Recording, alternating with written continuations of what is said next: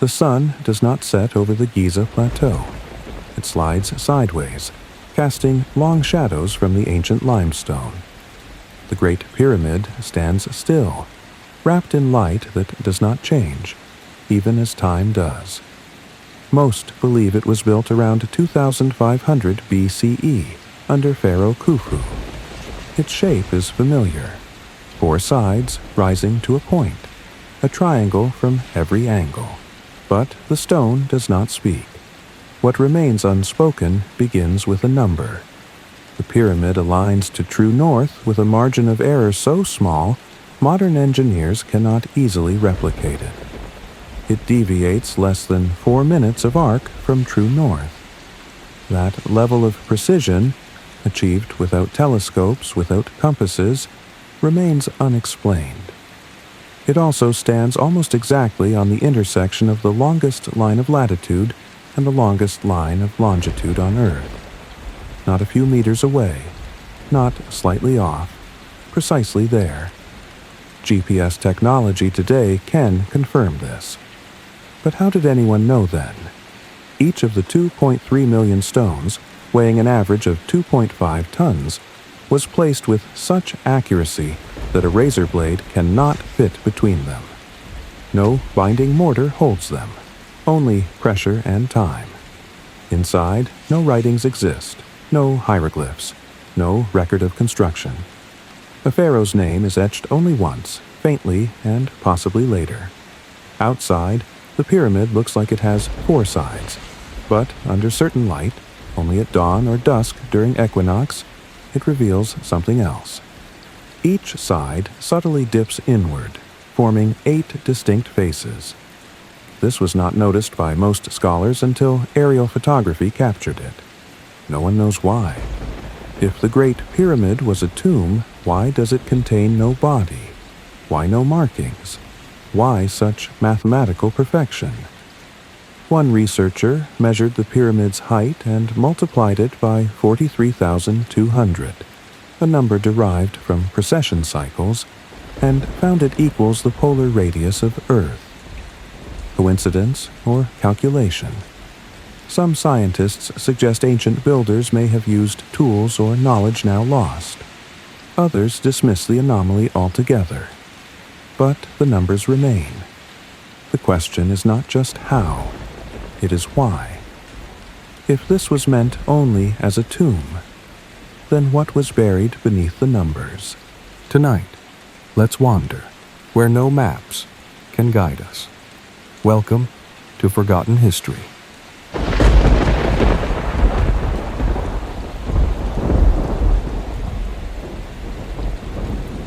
On a high plateau in the Andes, giant stones rest without mortar.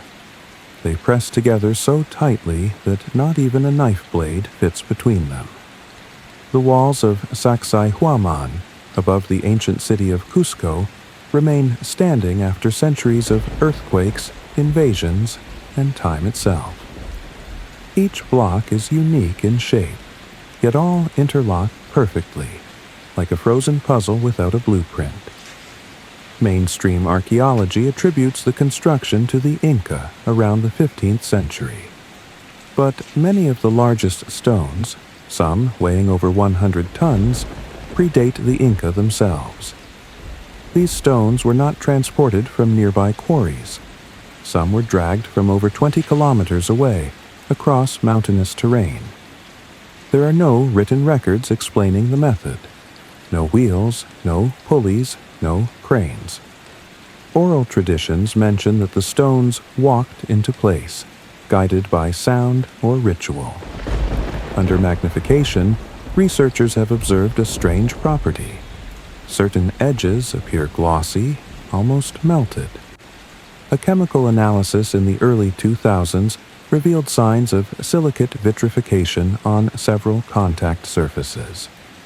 This is a process that requires extreme heat, well over 1,000 degrees Celsius. No tools or forges from that period suggest the ability to produce such temperatures in the field. Yet the evidence remains on the stones themselves. Some archaeologists dismiss these observations as weathering or misinterpretation. Others point to ancient accounts from Spanish conquistadors, who described walls so seamless they seemed poured into place. One theory proposes that a plant-based acid could have softened the rock, but no such compound has been replicated successfully. Another suggests that sonic resonance may have played a role. In 1983, engineer Jean-Pierre Garnier-Mallet proposed that intense sound vibrations could cause temporary liquefaction of minerals. Though unproven, it remains a topic of study in fringe archaeology. If extreme heat shaped these walls, what was its source? No soot, no scorch marks, no remnants of tools. Only stone, joined as if once fluid, now hardened forever. And if the stones remember the moment they melted, who was the first to teach fire to obey geometry? In the heart of present-day Pakistan, near the banks of the Indus River, lie the ruins of a once great city, Mohenjo-Daro. Its name means Mound of the Dead in Sindhi, but its layout is anything but chaotic. Straight roads intersect at right angles. Brick homes are standardized in size. A complex drainage system runs beneath the streets. By all appearances, it was a planned city. Historians place its peak around 2500 BCE. Its civilization, the Indus Valley culture, was contemporary with ancient Egypt and Mesopotamia. Yet, unlike those empires, the people of Mohenjo-Daro left behind no pyramids, no temples, no statues of kings. Only grids, drains, and silence. The site was first discovered in the 1920s. Excavators found a remarkably advanced society for its time. But what they also found, what no one could explain, were the skeletons. Human remains were scattered through the streets, not buried, not ceremoniously placed. One pair lay hand in hand, face down. Another group of bodies was found huddled in a corner.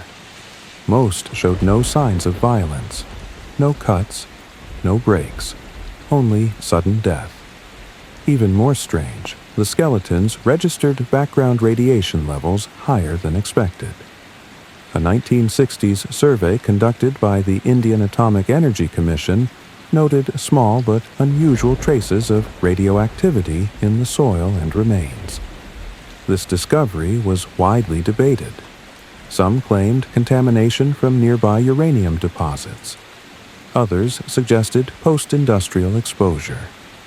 But no modern infrastructure existed in the area, and the bones themselves, dated back thousands of years, should not have retained such readings. Adding to the mystery, parts of the city appear to have been flash-burned, walls fused, bricks vitrified. According to Dr. David Davenport, who studied the site in the 1970s, there is evidence of intense heat in a localized area, suggesting a blast epicenter. He compared the pattern to Hiroshima. His report mentioned that a radius of 50 yards showed brick structures melted into glass. Outside that circle, buildings remained largely intact. No weapon of that era, known to history, could have caused such a phenomenon. No natural disaster aligns with the signature of such a blast. There were no meteorites, no volcanic eruptions in the region, and then the city was abandoned. Not gradually, but suddenly. No rebuilding followed. No signs of conquest, just emptiness. Some archaeologists resist these interpretations, pointing instead to flood damage or erosion. But there is no uniform pattern to the damage. No water lines, no sediment layers, just destruction. Abrupt and precise. Ancient texts from nearby civilizations describe a bolt from the heavens. In the Mahabharata, an Indian epic written centuries later, a weapon is mentioned that reduced everything to ashes. Though poetic, Some scholars draw parallels between these accounts and unexplained evidence at Mohenjo-Daro. Still, no definitive link has been found. The Indus script remains undeciphered. Without written language, no records survive to tell what happened. Only burnt streets and broken bones remain. In 1999, British researchers used ground-penetrating radar on the southern sector of the ruins. Beneath the surface, they found signs of subterranean chambers never excavated. Some appeared collapsed, others intact. Excavation halted soon after due to funding issues and fears of site damage. To this day, those chambers remain sealed. If opened, what might they reveal? A hidden archive, a vault of tools, or something else entirely? Something left behind not to be used, but to be forgotten. One hypothesis suggests that Mohenjo-Daro was not destroyed, but silenced. That something was discovered or unleashed, which had to be buried again. But if this was true, who sealed it? And why was it left without a name? Archaeologists continue to debate the timeline. Some argue for environmental collapse. Others propose internal strife. But none of these explain the burn patterns, or the bones lying in mid-stride, or the radiation that does not fade. Perhaps the city did not fall. Perhaps it was erased. And if Mohenjo-Daro was not a beginning, but an echo, what voice was silenced when its streets turned to glass? In the Valley of the Kings, beneath the dry air of Upper Egypt, a young ruler sleeps beneath layers of gold and myth. His name, now known around the world, is Tutankhamun. Discovered in 1922 by Howard Carter, his tomb was remarkably intact. Thousands of objects surrounded the sarcophagus: furniture, amulets, chariots, sandals, food offerings, and weapons.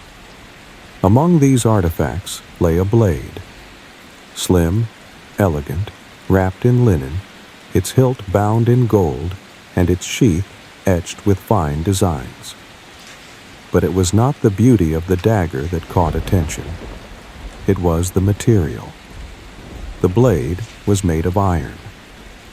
Yet in 14th century BCE Egypt, iron was not in use. Bronze dominated the era. Iron was rare, so rare that it was considered more valuable than gold. It was called metal from the sky. Most tools or weapons at the time were cast in bronze or copper, and this particular dagger, sharpened, polished, symmetrical, was more refined than anything else found in the tomb. In 2016, a team of researchers led by Daniela Comelli conducted an X-ray fluorescence analysis of the dagger without removing it from its protective wrappings. The test revealed that the blade was composed of high concentrations of nickel and cobalt, matching the exact composition of known meteorites that fell in the Egyptian desert. It was not a guess. It was a match. The iron had not come from Earth. It had come from the sky. The meteorite in question is believed to have landed near Marsa Matruh, northwest of Egypt. Locals had long known of the unusual stone, and samples taken from it share the same chemical fingerprint as the dagger. But a deeper question remains. Even if the iron came from a meteorite, how was it shaped? Forging meteoric iron requires advanced understanding of heat, pressure, and metallurgy. It is brittle, difficult to work with, and unlike ore-based iron, it does not melt easily. There is no known evidence that ancient Egyptian craftsmen had the capability to work meteoric iron into weapons. No forges, no tools, no records. The dagger is unique. 2 other iron objects were found in the tomb: a small headrest and a protective amulet. Both were unfinished, rough, and unlike the polished dagger. Only one object showed deliberate, skilled craftsmanship. Only one had been honed into something that could cut. A few scholars suggested the dagger might have been imported, perhaps a gift from a foreign king. But that explanation raises another issue.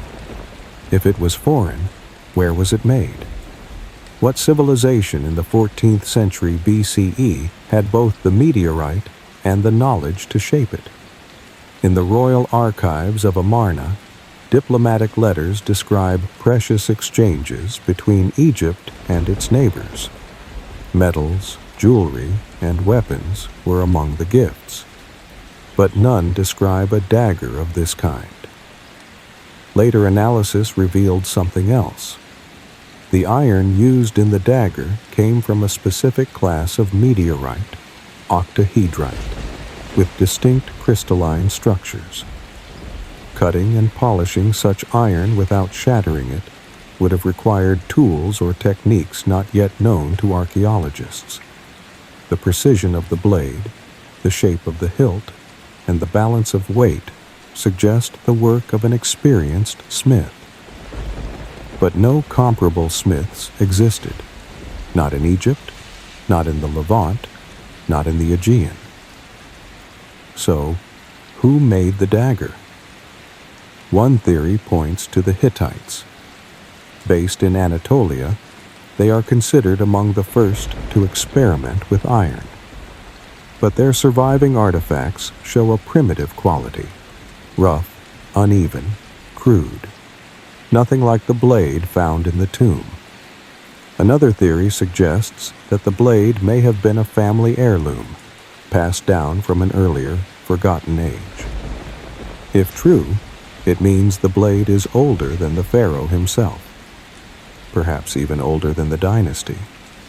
Still others believe the dagger was ceremonial, never meant to be used. But its wear patterns suggest otherwise. The blade had been sharpened. The edge, though dulled by time, showed signs of practical maintenance. In Egyptian tradition, objects buried with the dead were often symbolic, but they were also meant to be used in the afterlife. Weapons, food, tools, all carefully placed for a journey beyond death. Why then place in the tomb of a young king a blade that could not be remade? Why bury what could not be replaced? In 2017, another discovery came to light. A small piece of iron jewelry found in a pre-dynastic grave near Gerzeh, dated to 3200 BCE, was confirmed to also come from meteorite. This pushes the timeline of ironworking in Egypt back by over a millennium. But the Gerzeh piece was crude, a hammered bead. No blade, no balance, no edge. Tutankhamun's dagger remains unmatched. And then comes a final twist. In 2022, an Italian team reconstructed the hilt's geometry digitally and found that its dimensions mirror a golden ratio found in certain sacred Egyptian temples. Not random, not decorative, deliberate. If this dagger was truly designed with such precision, forged from a star and laid beside a king, then what story does it carry in silence? Some researchers now believe the blade had ritual significance, perhaps even cosmological, that it was not just a weapon, but a symbol of divine right, power from beyond earth, linking the king to the heavens. If true, then the blade was more than a relic. It was a message, etched in iron, delivered from the stars, buried with a boy king. And if no other blade like it exists, who was the first to call it down from the sky?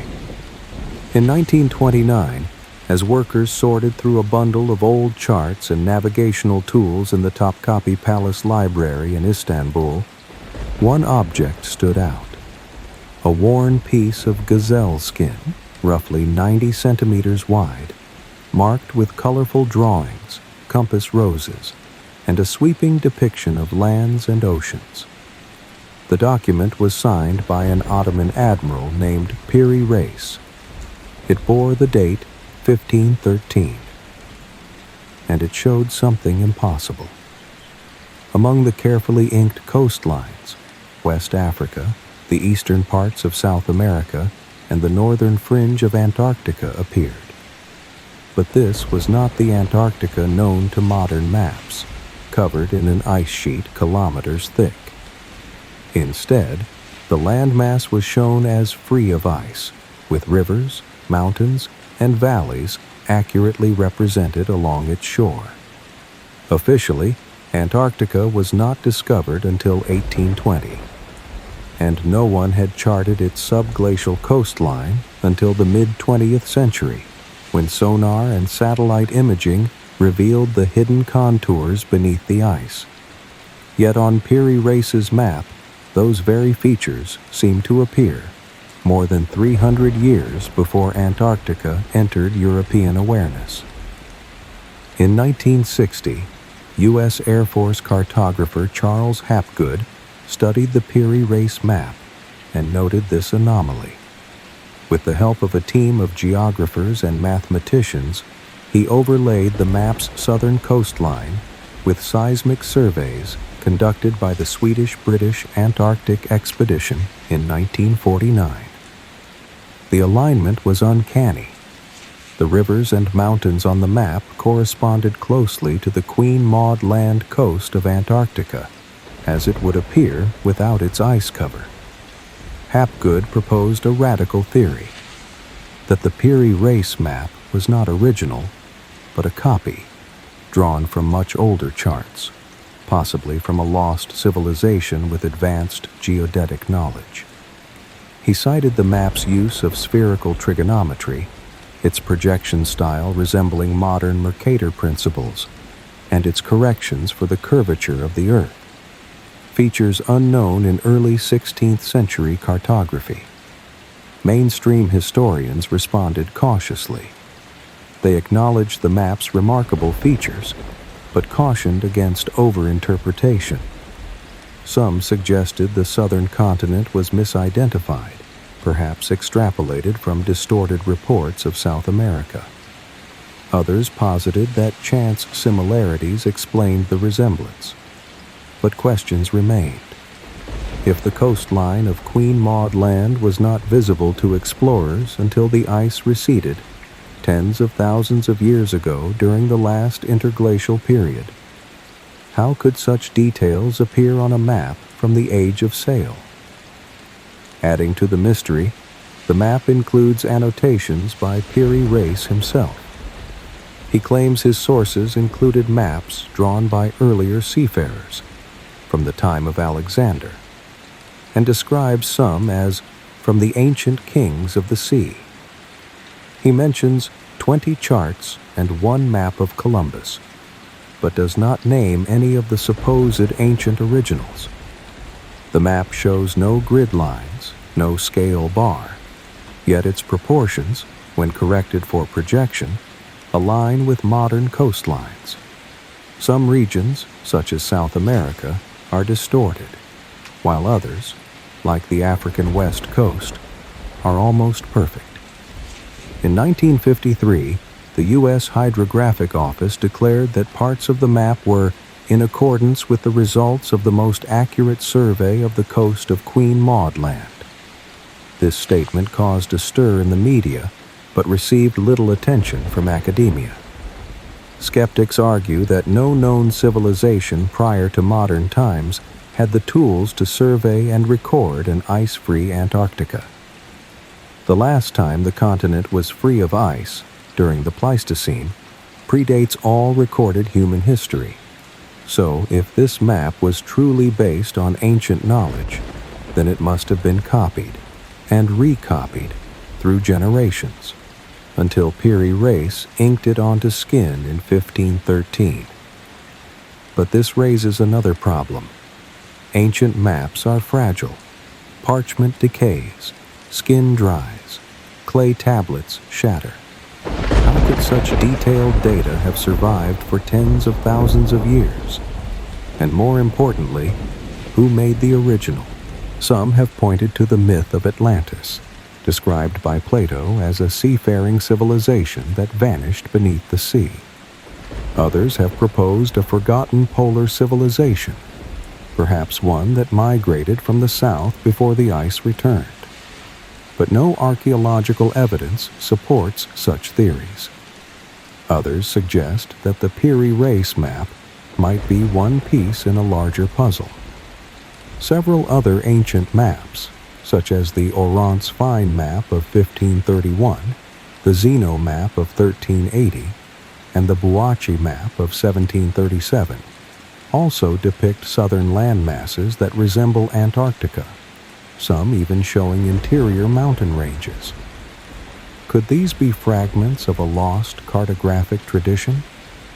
Some researchers think so. They point to anomalous artifacts, such as the Antikythera mechanism, as evidence that certain ancient societies possessed scientific tools well beyond their supposed era. Still, the Piri Reis map is not flawless. It shows mythical creatures, such as sea serpents, and it misplaces certain islands. It is not proof, but it is a problem. A map made in the 16th century showing lands yet undiscovered, lands buried beneath ice, drawn using projections and knowledge thought to be centuries ahead of its time. And if this map was just one surviving page, how many charts were lost to fire, war, or silence? Somewhere, perhaps, beneath libraries that no longer stand, in tombs not yet opened, or under waves that do not speak, other pieces may rest. And if the Piri Reis map is not the first to know Antarctica, then who first saw its coast before the world turned cold? South of Miami, along a quiet road in Homestead, Florida, stands a collection of stones weighing over 1,000 tons. Carved into crescent-shaped walls, tables, chairs, sundials, and even a 2-story tower, the site has puzzled visitors for decades. Its name is Coral Castle. Its creator was Edward Leedskalnin, a Latvian immigrant, barely 5 feet tall and weighing just over 45 kilograms. He built the structure entirely by himself, working at night in secret without help or machinery. The question has always been how. The largest stone in the complex weighs 30 tons. Many others are in the range of 5 to 15 tons. They are made of oolitic limestone, a hardened, coral-based stone found abundantly in the region, but difficult to shape or transport. Edward quarried and moved the blocks from the bedrock using only hand tools, or so he claimed. There are no records of cranes, engines, or teams of laborers. No blueprints. No eyewitnesses to his most critical construction efforts. A few local children once reported seeing stones floating as if suspended in air. But no adult ever confirmed this. Edward left behind only a booklet titled Magnetic Current, in which he cryptically stated that he had discovered the secrets of the pyramids. He mentioned magnetic forces, celestial alignments, and the structure of atoms. But he gave no practical instructions. Engineers who have studied Coral Castle confirm its precision. Doorways are balanced so perfectly that a single child can swing a 9-ton stone gate with one finger. The gate once rotated on a handmade bearing so precise that it had to be replaced with industrial equipment decades later when it finally failed. No mortar holds the stones together. Like the walls of Sacsayhuaman, the blocks interlock so tightly that daylight cannot pass through the seams.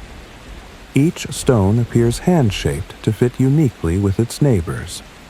The tools Edward used, still preserved at the site, include block and tackle pulleys, tripods, chains, and hand chisels.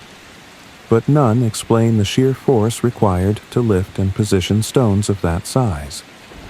Modern builders, using the same tools, have been unable to replicate his methods.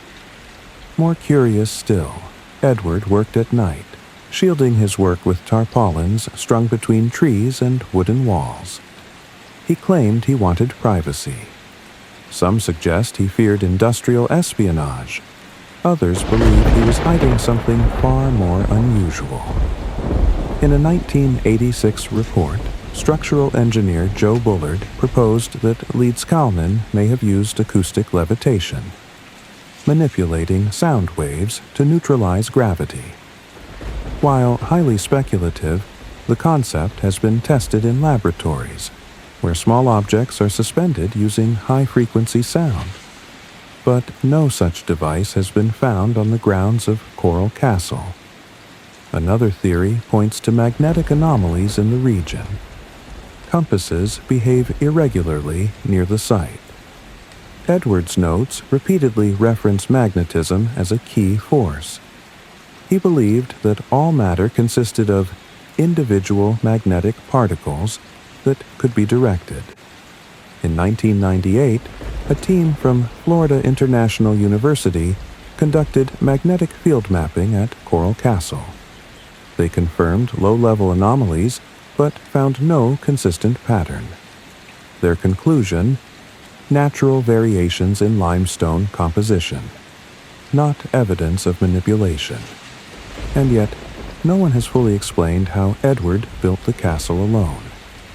He arrived in Florida in 1918 after a broken engagement. His fiancée, whom he called Sweet 16, had canceled their wedding a day before the ceremony. Heartbroken, he wandered for years before settling in Homestead. Locals describe him as polite, solitary, and obsessive. He never allowed visitors during work hours. When asked how he managed the feat, he would smile and say only, "I understand the laws of weight and leverage." But these words never matched the evidence. In 1936, he moved the entire castle, stone by stone, to a new location 10 miles away. He did this again without help. No trucks were seen, no forklifts. Only Edward working by himself, guiding massive stones into position. Photos taken during transport show a simple flatbed truck. The driver claimed Edward loaded the stones onto the truck using only wooden tripods and rope. But when asked to explain further, he refused. "Don't ask questions," he said. "He just does it." Visitors to Coral Castle today describe an atmosphere of calm precision. The sundial still keeps accurate time. The telescope, carved from stone, aligns with the North Star. The beds, chairs, and walls form a perfect spiral when viewed from above, matching patterns seen in sacred geometry.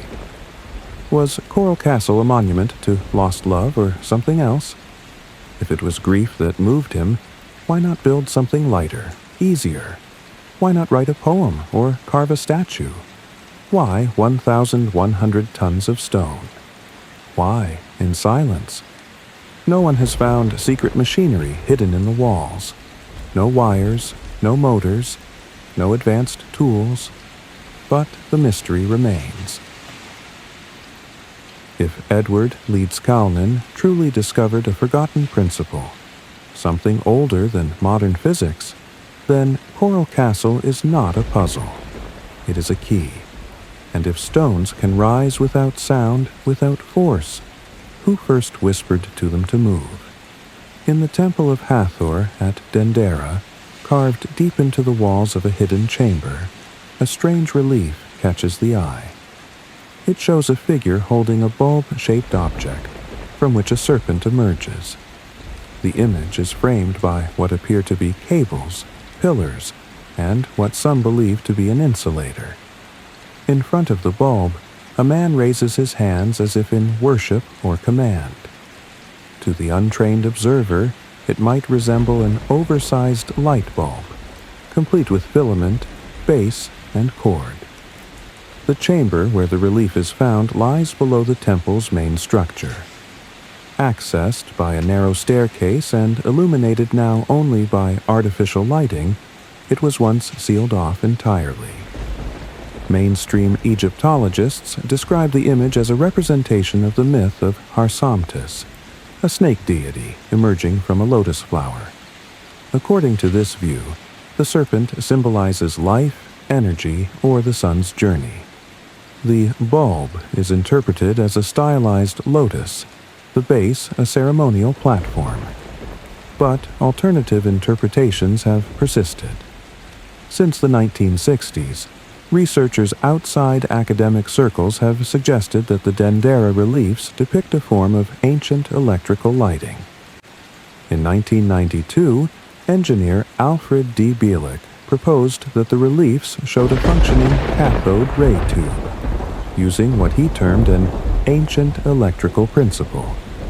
Others, including Austrian engineer Peter Krause, theorized that the image resembled a Crookes tube, an early version of the light bulb developed in the 19th century. These suggestions gained traction not because of the image alone, but due to another detail: the complete absence of soot in the ceilings of deep Egyptian temples. The Temple of Hathor, like the inner chambers of the Great Pyramid and the Temple of Seti I at Abydos, contains long hallways and rooms without natural light. If torches had been used, soot should remain.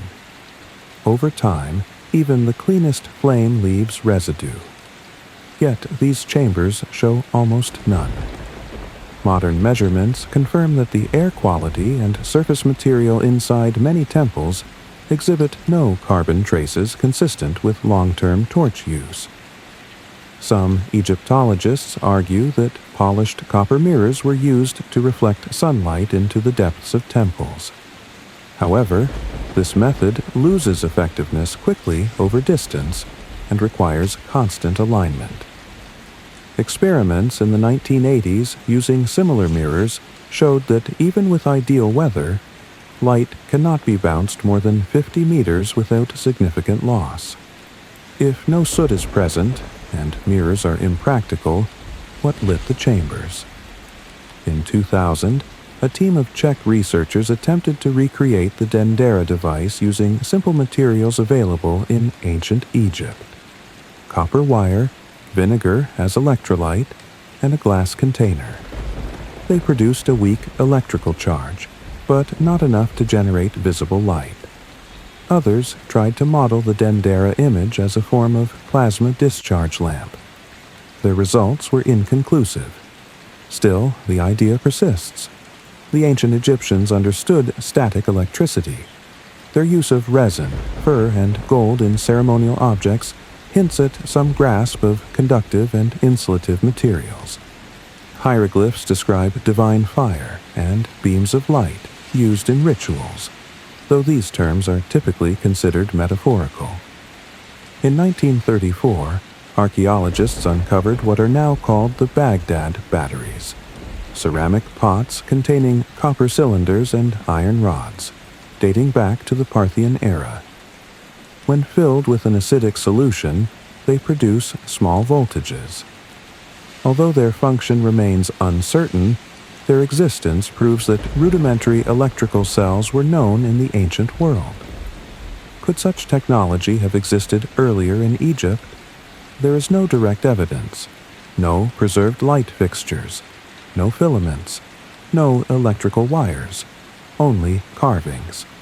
But the patterns remain compelling. In 2011, researchers reanalyzed the Dendera reliefs using 3D photogrammetry.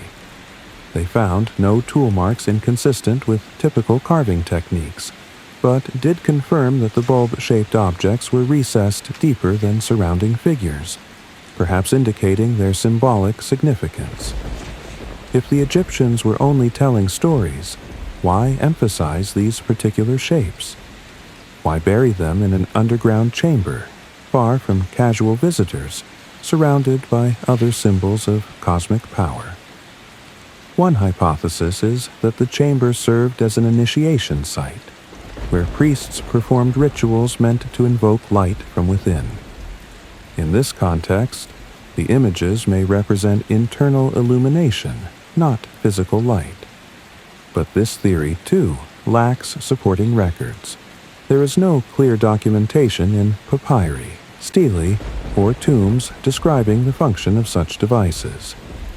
Ancient texts describe astronomy, medicine, mathematics, even procedures for embalming. But none detail a mechanism for electric light. And yet, the mystery of sootless ceilings remains.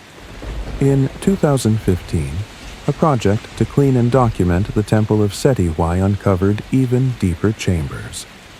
These rooms, buried for centuries, also lacked any burn marks or soot.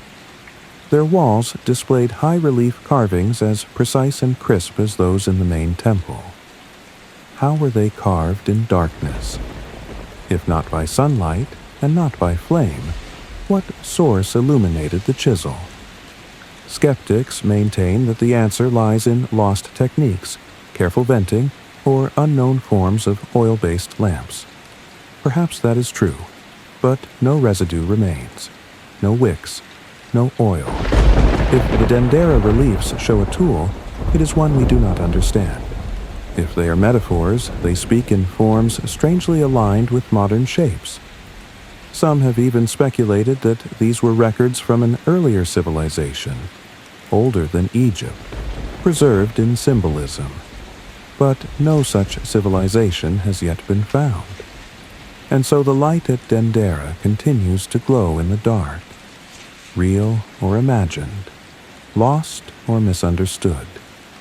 And if that light never cast a shadow, what memory still lingers where no flame ever flickered? Across the high desert plains of southern Peru lies a plateau etched with lines that stretch into the horizon. Straight, geometric, vast. Some run for kilometers without deviation. Others spiral into shapes. Monkeys, spiders, hummingbirds, a pair of hands with only 9 fingers. These are the Nazca lines, drawn between 500 BCE and 500 CE, and still preserved today by the dry air and isolated climate. From the ground, they appear as shallow trenches in the sand. From above, they reveal themselves as colossal geoglyphs, some as large as 4 football fields. The Nazca civilization left few written records. Their pottery, burial customs, and irrigation systems have been studied, but the purpose of the lines remains uncertain.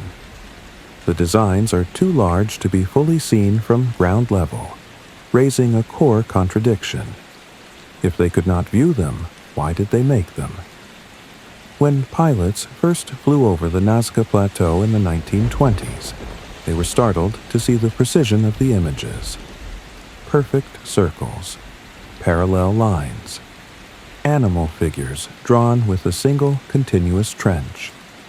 These were not crude symbols or tribal markings. They were deliberate, clean, reproducible.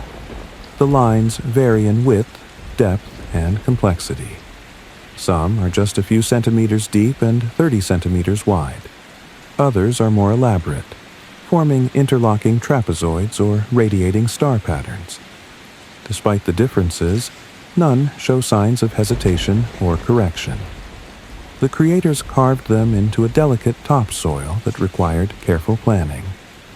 One theory proposes the lines were astronomical markers, aligning with solstices or star risings.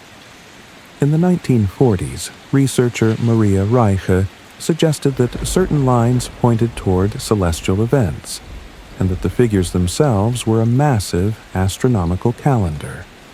She spent decades measuring, cataloging, and defending this view.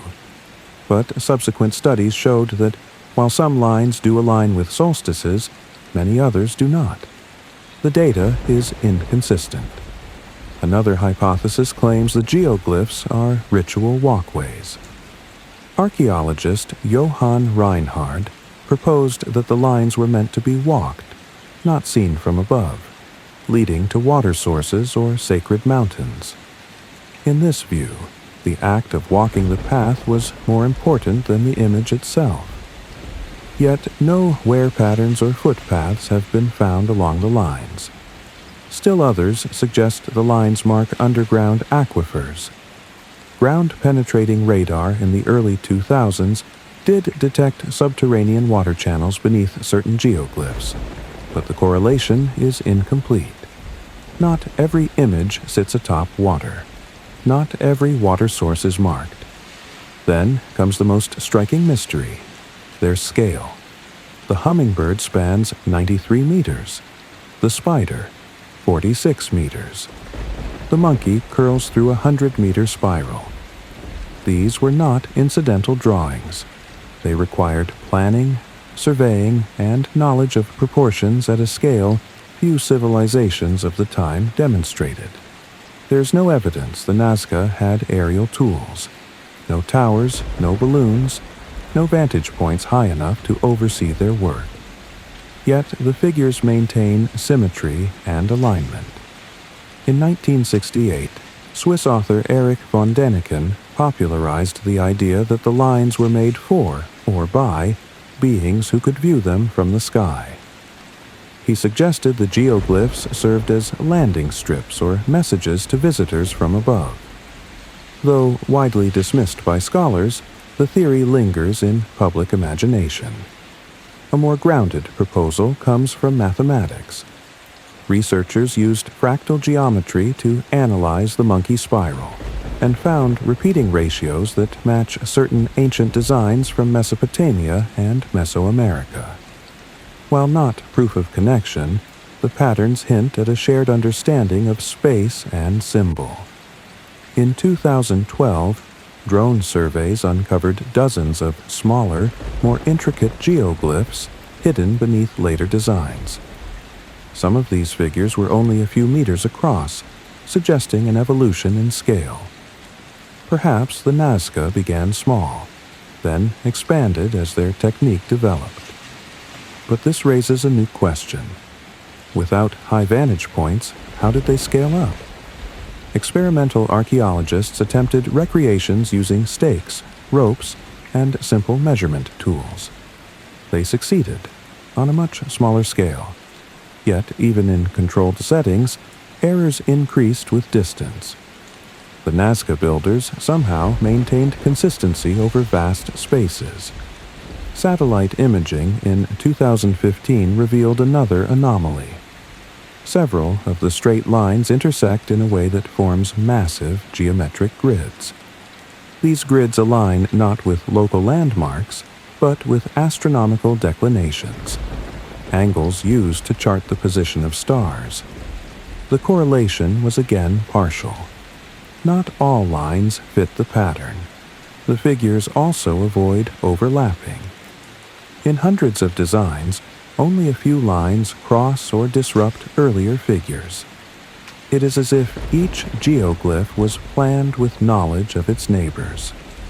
But if they could not see them from above, how did they avoid collision? The soil itself offers clues. The lines were made by removing the oxidized top layer of dark pebbles, revealing the lighter earth beneath. This method preserves contrast without building upward. It also means the lines can be erased with ease, yet they persist centuries later. No windstorms, no floods, only time. Watching. In 2018, a truck accidentally drove across part of the plateau, damaging several lines. But even under modern threat, new figures continue to emerge. Japanese researchers recently uncovered a new cat geoglyph, spanning 37 meters, buried beneath the sand. It had been hidden in plain sight, and so the lines continue. They go nowhere, mark nothing. Yet they remain, etched with purpose but silent in meaning. Were they prayers, messages, paths, or performances? If they were meant for gods, why so precise? If they were meant for humans, why so large? No tools remain, no scripts, no legend etched in stone. only images that require flight to understand. And, if no one ever walked them to the end, who first saw them from the sky? On a wide plain in southern England, framed by low hills and fog, stands a ring of towering stones, each one weathered by wind and time, each one placed with care. This is Stonehenge. Constructed in phases beginning over 5,000 years ago, the site has long been seen as a ceremonial center, a calendar, a graveyard. Yet among its many mysteries, one remains largely unnoticed: the sound that it does not make and the sound it does. The stones are not uniform. Some are Sarsen sandstone, transported from over 30 kilometers away. Others are bluestone, traced to the Preseli Hills of Wales, nearly 250 kilometers distant. Transporting such massive stones without wheels across uneven terrain and rivers remains unexplained. But this part of the mystery is well known. What is less discussed is what happens when one stands within the circle and speaks. In 1994, acoustics researcher Rupert Till began testing Stonehenge's sonic properties. Using digital reconstruction and in situ recordings, he discovered that the stone circle amplifies certain frequencies. Whispered voices bounce and echo in specific spots. Low drums resonate longer. A voice spoken near one stone can be heard clearly at another, meters away without raising volume. In acoustic terms, Stonehenge creates a flutter echo, caused by parallel surfaces reflecting sound waves back and forth rapidly. Modern architects use similar principles in concert halls, but this was built millennia ago. No written records exist describing its intended acoustic function. Yet the design achieves effects not accidental. The placement of stones in horseshoe patterns, the varying heights, and the spaces between them contribute to sound projection and containment. The center of the circle is especially resonant. Some researchers believe these properties were used in rituals. Drums, chants, or spoken incantations would have echoed around the participants, enhancing the experience. But if so, the builders had to understand how stone reflects sound. There is more. In 2010, archaeologists from the University of Salford conducted scale model experiments of the full Stonehenge structure, including stones no longer standing. Their findings suggested that the original, complete circle would have reflected sound even more powerfully, creating an immersive auditory chamber. They noted that speech frequencies, especially around 100 to 300 hertz, were unusually well supported. The builders, intentionally or not, had created a structure that favored the human voice. But how would Neolithic people, with no access to audio measurement, have known this? Trial and error over decades. An oral tradition of knowledge now lost? Some have drawn comparisons to other megalithic sites. The hypogeum of Hal Saflieni in Malta, for example, contains a chamber where a male voice intoning specific frequencies can cause the walls to vibrate. These sites are separated by sea and centuries, yet exhibit similar effects. Could there have been a shared understanding of sound, transmitted not through writing, but through experience? Beyond sound, Stonehenge also aligns with celestial markers. The heel stone marks the rising sun during the summer solstice. Other stones track lunar cycles. The builders combined astronomy, geometry, and perhaps acoustics into a single monument. This integration suggests a holistic worldview, where sound, time, space, and stone converged. Rituals were not just visual, but sonic. And still, the purpose is debated. Was it a temple, an observatory, a healing site, or a tomb? Perhaps all at once, or none. recent excavations uncovered remains of hundreds of people buried nearby. Some show signs of illness, others of long journeys. Stonehenge may have drawn pilgrims seeking not only answers, but cures. If so, sound may have been part of the healing. In 2019, a new study examined the porosity of the sarsen stones and found that their crystalline structure may enhance vibrational transmission. In effect, the stones do not merely reflect sound, they may also resonate internally, like tuning forks. This finding, while preliminary, adds another layer. The stones themselves are not passive. They may hum, they may speak, but no inscriptions explain this. No tools remain. No legends detail a builder who understood harmonic resonance. The stones stand, the wind blows, and the whispers persist. In one experiment, musicians played Bronze Age instruments within a reconstructed stone circle. The result was a continuous tone, held and folded by the stones. Participants described it not as a sound, but as a presence. Perhaps Stonehenge was not built to be seen from afar, but to be heard from within.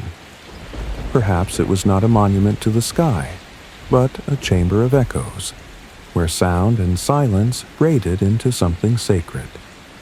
If rituals took place here, they would have been heard not as voices, but as currents. If prayers were spoken, they would have hung in the air like breath on stone. And if words once circled the ring, tracing invisible spirals, whose names were carried on those tones? No inscriptions remain, no names, no records, only echoes. And if those echoes were shaped, what voice still lingers between the stones? In 1901, beneath the waters off the Greek island of Antikythera, sponge divers stumbled upon a wrecked Roman cargo ship, scattered with amphorae and statues. Among the debris, they recovered a corroded lump of bronze and wood, broken into fragments and sealed in marine concretions. It did not look remarkable. It was shelved for decades in the National Archaeological Museum in Athens. Only later, under X-ray and CT scanning, did the artifact reveal something that no one expected. Gears. Interlocking. Calibrated, and impossibly ancient. Now called the Antikythera mechanism, this device dates to around 150 BCE. It consists of more than 30 bronze gears arranged in a casing the size of a shoebox. The front features a circular dial with rotating hands. Inscriptions along its surface provide labels for planetary movements, eclipses, and calendars. From the rear, another series of dials predicts lunar phases and solar cycles. The mechanism can track the Metonic cycle, a 19-year period that synchronizes solar and lunar calendars. It also models the Saros cycle, used to predict eclipses with remarkable accuracy. Some gears include epicyclic movement, accounting for elliptical planetary orbits using nested rotations. No other known device of comparable complexity existed until the 14th century CE, over 1,400 years later. Even then, European astronomical clocks lacked the sophistication and portability of the Antikythera mechanism. Its discovery rewrote the understanding of ancient science. Before this, it was believed that the Greeks lacked the mechanical knowledge to build precision instruments. They had mathematics, yes. Geometry, yes. But clockwork, gears with triangular teeth and carefully calculated gear ratios. It was not supposed to exist. Researchers spent years trying to reconstruct its function. Derek J. de Solla Price, a physicist and historian of science, published a landmark study in the 1970s, arguing that the mechanism was a mechanical computer, capable of simulating the motion of the heavens. Further analysis in 2006 using advanced scanning by a British-Greek team, revealed even finer details. Hidden texts on the interior described planetary positions, eclipse timings, and even color-coded predictions for the appearance of the moon. The complexity increased with every layer uncovered. The device included a pin and slot mechanism that allowed for variable speeds of rotation, accounting for the moon's changing velocity across the sky. It simulated the moon's irregular orbit using a differential gear, a feature thought to be invented only in the 16th century. But how did the maker acquire such knowledge? No name is inscribed. No workshop has been found. No second device has ever been discovered. Some scholars speculate that the Antikythera mechanism was built by a student of Archimedes or Hipparchus, great minds who wrote about celestial models. But their surviving texts do not describe anything remotely as detailed. Others suggest that the shipwreck was carrying the device from the island of Rhodes, a hub of astronomical study in antiquity. The philosopher Posidonius, known for his work in celestial mechanics, taught there. Perhaps the mechanism was his, or crafted under his influence. But even if we grant this, the mechanism's existence still requires tools of exceptional precision. Bronze cutting, microscopic measurement, mathematical gearing. There is no evidence that ancient workshops produced such devices at scale. No gear fragments have been found in other digs. No instructional texts. Only this single object. Was it a prototype? A one-of-a-kind tool crafted by a forgotten genius? Or was it simply the last surviving piece of a larger tradition, now vanished? When examined closely, the device's craftsmanship shows signs of expertise, not experimentation. The gear ratios are intentional. The inscriptions are clear. This was not a first attempt. In 2012, a replica built by Michael Wright, a former curator at the Science Museum in London, demonstrated that the device could predict eclipses, planetary conjunctions, and solstice timings decades in advance. And it could be operated by a simple crank. It was not decorative, it was functional. Some researchers propose that the device was used not only for astronomical predictions, but for planning religious festivals, agricultural cycles, or even political events based on celestial omens. Others see it as a teaching tool, used to demonstrate the workings of the cosmos in an age before telescopes. Yet others raise the possibility that it was simply entertainment for the elite. A wonder, a novelty, like an automaton. But its durability, accuracy, and hidden complexity suggest something more. If knowledge of such devices existed in the Hellenistic world, why was it lost?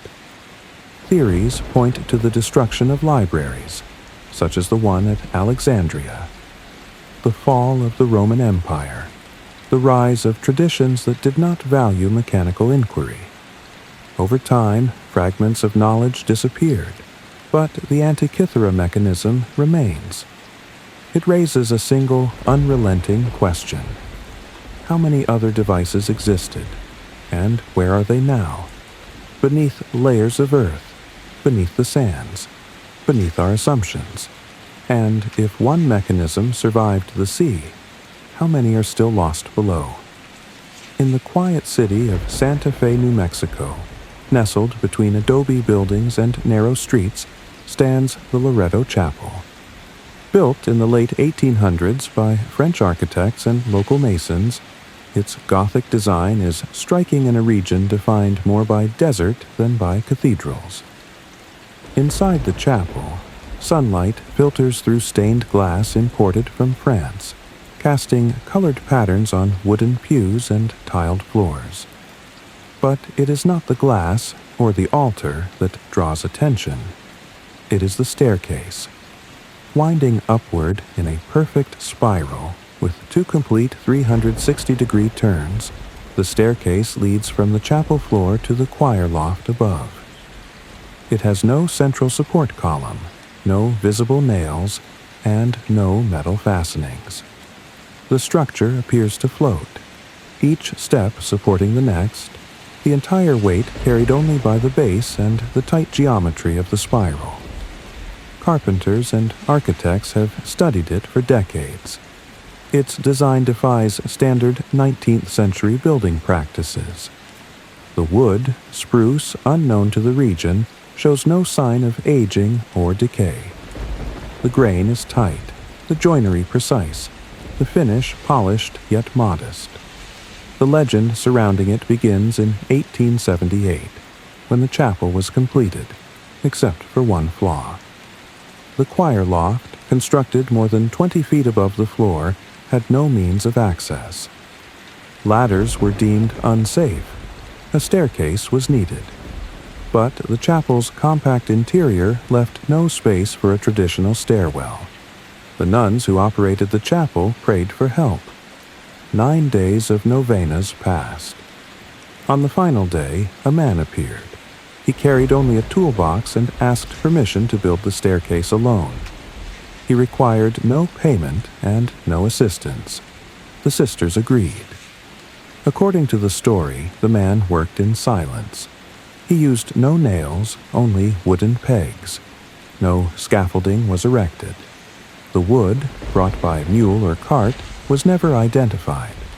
When the staircase was completed, the man vanished without a trace. The nuns searched for him, posting notices in town and speaking to nearby carpenters. No one had seen him arrive. No one knew where he had gone. Some believed he was Saint Joseph, patron of carpenters. Others simply called him the Stranger. Years later, analysis of the staircase revealed more anomalies. The inner stringer, typically used to support spiral staircases, was absent. The outer stringer carries most of the load. Yet the staircase remains stable, having borne the weight of thousands for over a century. The wood's origin remains unknown.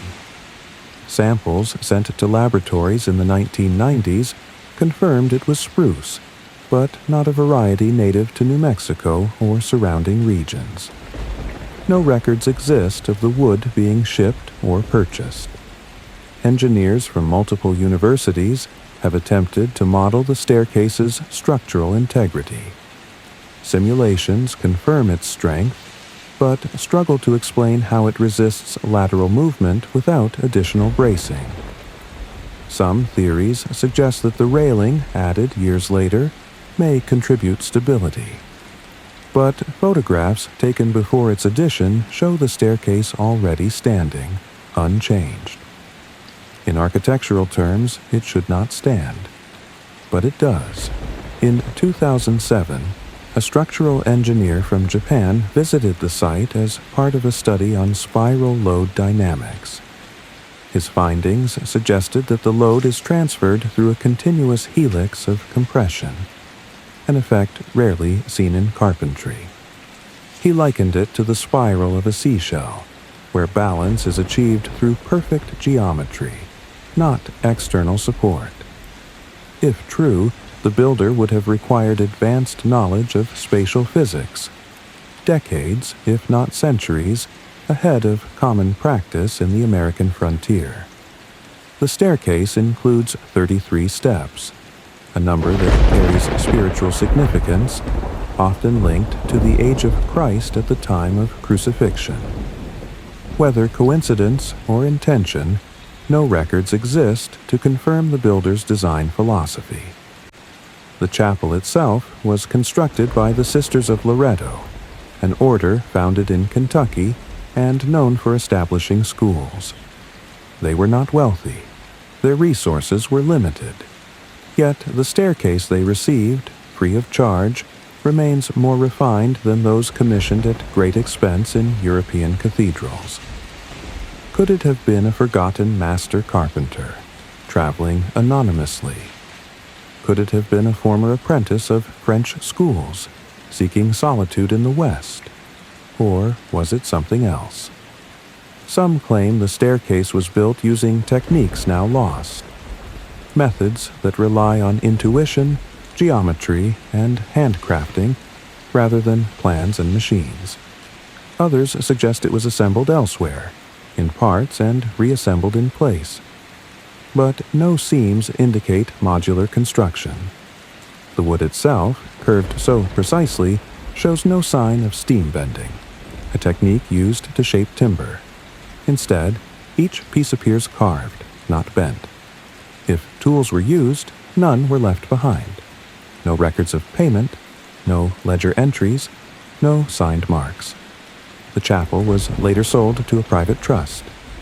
Today, it is a museum, open to the public. The staircase is cordoned off, no longer walked upon, preserved as artifact. Visitors whisper around it. Some pray, others study. All look upward. And above them, the staircase continues to climb.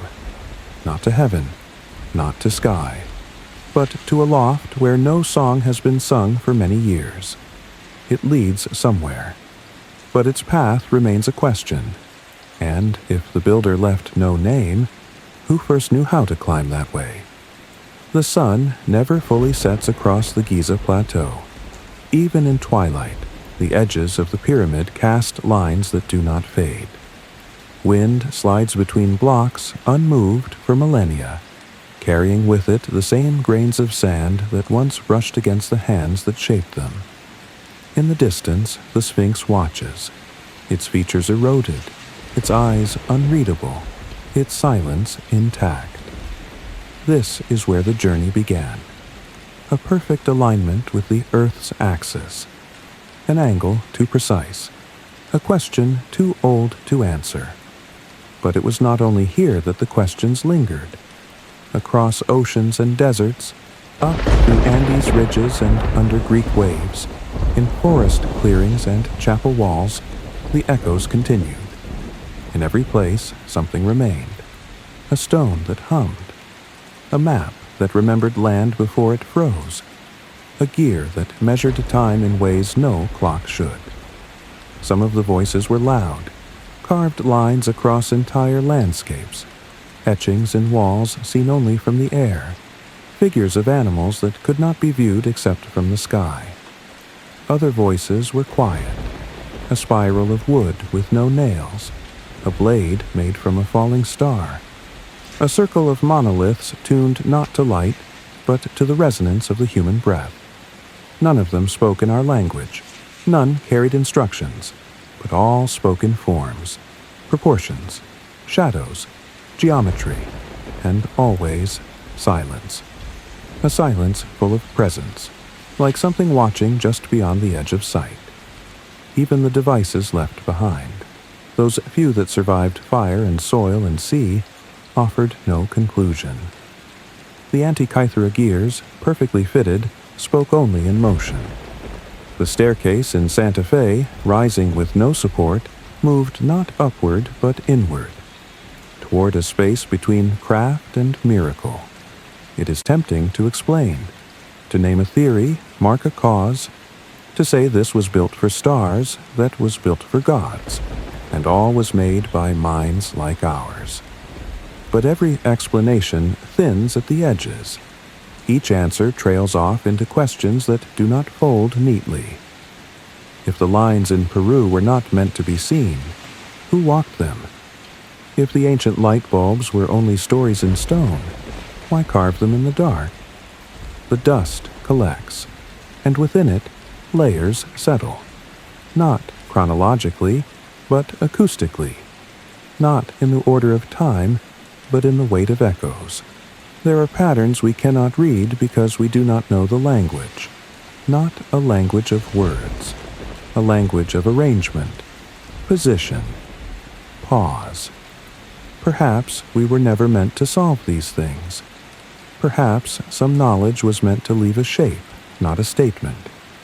Perhaps the goal was not memory, but resonance. In a temple's hollow corridor, a single tone once lingered longer than breath.